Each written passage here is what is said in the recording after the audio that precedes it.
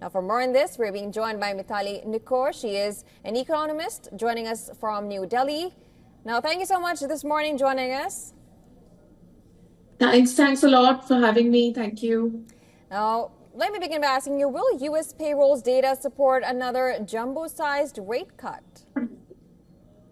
So I think that's the core question around all of the speculation that's now going on around the November meetings. So, let's recall actually what's been happening, right? So we've been seeing that the overall inflation rate in the US, the target is around 2% for the Federal Reserve. That's their internal target that they set for macroeconomic stability and for price stability in the US economy. That was at around 2.3%, and a lot of economists, including myself, were expecting the September meetings to throw up a rate cut of about 2.5%. But the Fed went ahead and did a rate cut of 5%, backed by two major statistics. The first was around personal consumption expenditure. Personal consumption expenditure data came in at 1.8% increase in August 2024 with a projection to keep on falling. So, the Fed's basket of goods and commodities, goods and services that people use on a daily basis showed only an increase of 1.8%, which helped them justify the rate cut. Now, with the jobs data, there's another motivation for another rate cut in November because the jobs data came in at 4.2% unemployment in August 2024, projected to rise to 4.4% by the end of 2024. So therefore, a lot of economists are now calling for the Fed to say, you know what, you've done one deep rate cut, do another one, because at this point in time, unemployment is a bigger problem than inflation. Right. So that being said, you mean to say market expectations for another large Fed rate cut is justified?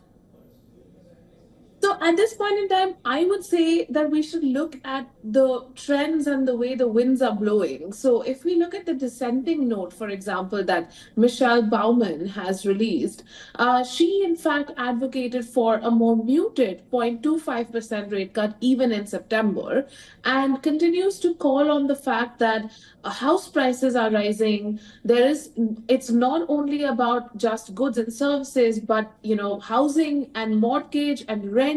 These make up a very large percentage of the consumption basket for a normal consumer. And the inflation in house prices is much higher than personal consumption expenditure. So I think at this point in time, I would not personally be expecting an outsized rate cut. I would say if they've gone for the deep rate cut in September, maybe they will go for a more muted rate cut in November. But also, I would say that it depends a little bit on the election result because affordable housing is a plank on which Kamala Harris is contesting. And if she would like the government to support more of her affordable housing agenda, it might be a more muted rate cut that we see. Right. So will the Fed be able to boost the economy and limit a hit to the labor market? So I do think that, the first rate cut that's been made just now in September, we've seen that 0.5% cut come in.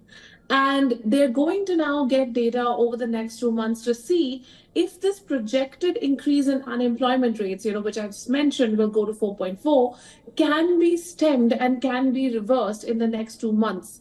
If it cannot, then definitely another deep rate cut is on the cards. And it is really at this point in time up to the Fed through monetary policy to stimulate the economy. At this point in time, the Fed is not expecting the fiscal policy to be able to be supportive because of the change in government. And I think fiscal policies to support the economy will only start taking impact in March 2025 by say Q1 2025.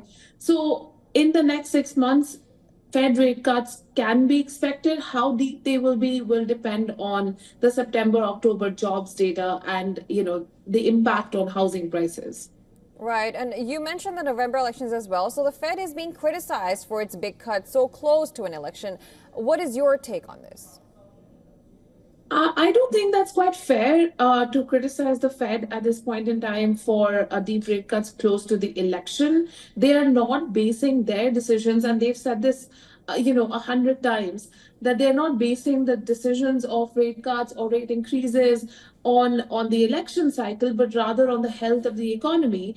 And at this point in time, if the fiscal side and if the governance side is engaged in the elections, then at least the monetary policy and the monetary authority is providing the stewardship on the economy. So, and I think this is also quite different that you see from many emerging economies or other, even other developed economies, where Federal Reserves typically wait for directives in one sense, or at least cues from the government elected.